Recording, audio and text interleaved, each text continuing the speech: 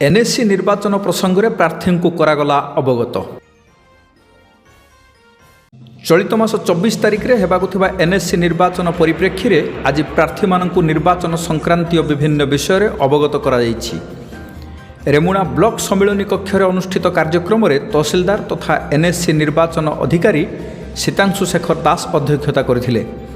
बालेश्वर जिलार निर्वाचन पर्यवेक्षक ज्योति कुमार लाक्रांक उपस्थिति में प्रार्थी को निर्वाचन खर्च परिचालना, सभा एवं प्रचार पाई अनुमति, भोट ग्रहणर नियम, स्ट्रंग रूम रे भोटिंग मेसीन सुरक्षा, गणति समय परिचालना एवं प्रार्थींकर कार्य संबंधी समस्त विषय विस्तृत भाव अवगत करा जायथिला।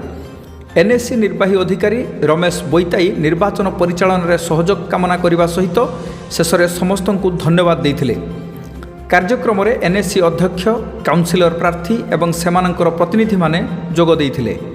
24 तारिख सकाळ 8टारू अपराह्न 5टा पर्यंत भोट ग्रहण हेबो एवं रेमुणा डिग्री कॉलेज रे भोटिंग मेसीन रखा सहित 26 तारिख सकाळ 8टारे गणति करा सूचना दिया जाइथिला।